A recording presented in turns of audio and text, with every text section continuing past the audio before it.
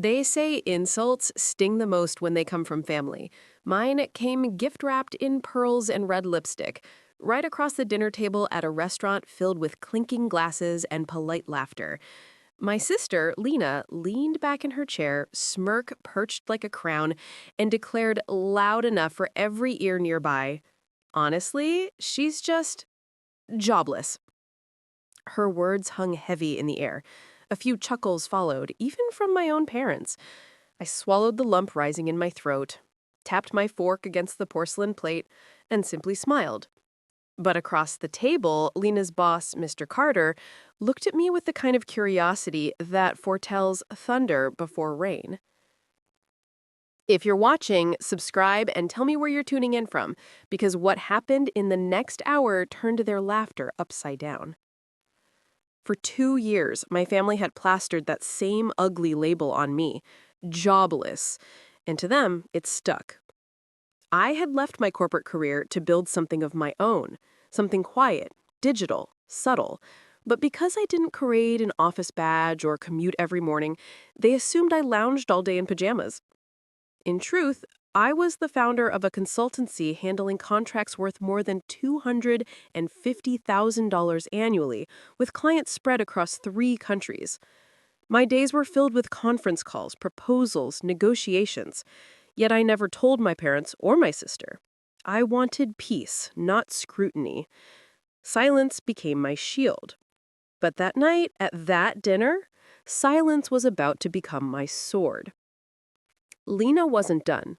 She raised a glass and said loudly, "Really, Mom, Dad, don't you worry about her. She's 32, single, no stable income, living like a ghost. I can't imagine that kind of emptiness." The table rippled with awkward laughter.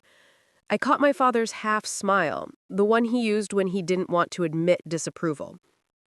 My mother pursed her lips, shaking her head as though I had failed some unspoken test. "And what do you do with all that free time?" Lena pressed. I simply replied, "I manage." But my eyes flicked toward Mr. Carter. He wasn't laughing. Instead, he adjusted his cufflinks and narrowed his eyes with interest. You see, I had deliberately kept my world separate. My consultancy operated under the neutral name Aurora Strategies, faceless to family, but highly valued to clients. Through this, I managed a remote team of 12 contractors, engineers, and analysts across 4 time zones. 3 months prior, we won a major contract worth $250,000. By all external measures, I was thriving. Still, letting my family think I was unemployed was easier than battling Lena's endless competition. She was the golden child, the corporate achiever, the one who wore power suits and generated headlines around the office coffee machine. I had long stopped fighting her spotlight. But some spotlights find you whether you want them or not. The meal stretched into its third course. Lena peppered her conversation with little jabs. She probably doesn't even know what a 401k is anymore. She's not career-minded like us. Each remark rolled effortlessly off her tongue, the way only an older sister could sharpen her knife with a smile. Midway through dessert, Mr. Carter finally turned to me. His tone was measured, calm, as if taking the temperature of a room. "So, what do you spend your time on these days?"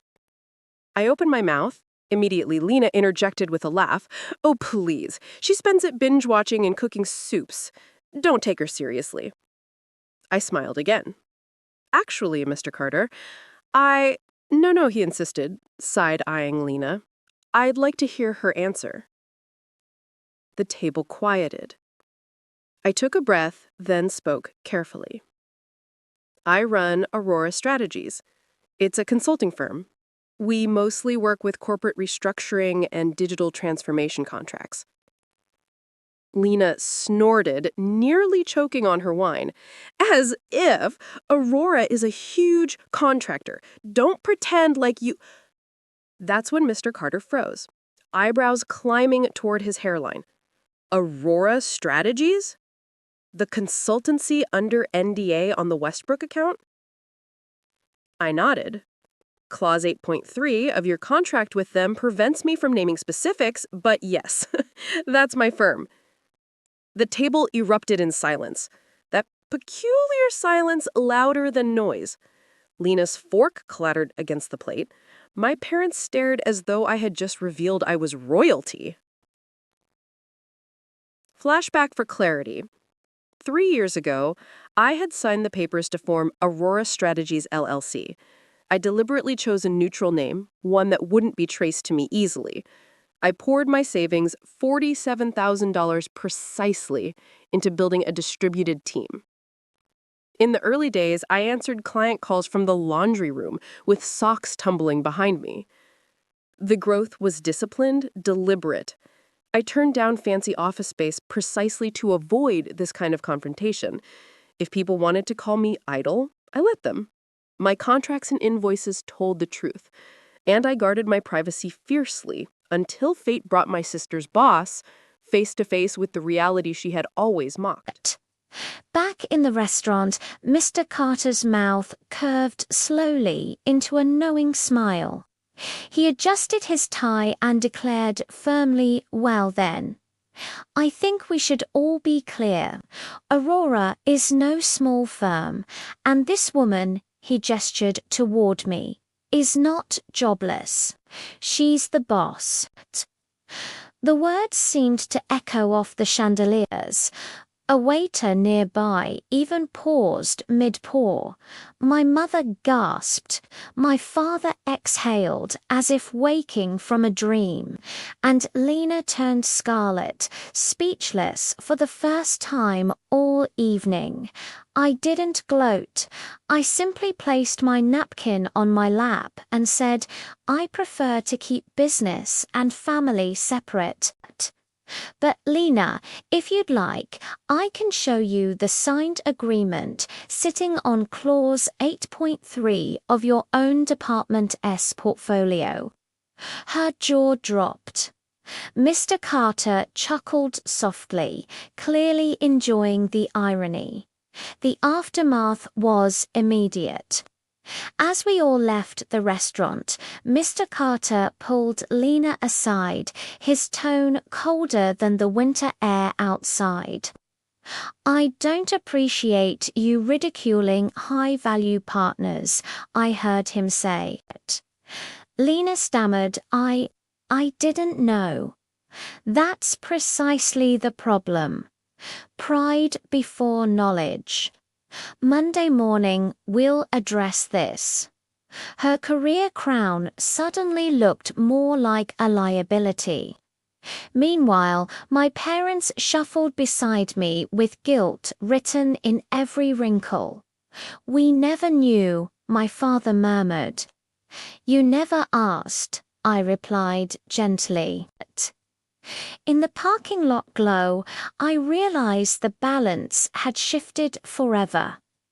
At home, I finally exhaled. The sting of Lena's label still lingered, but the satisfaction of quiet truth speaking for itself outweighed it.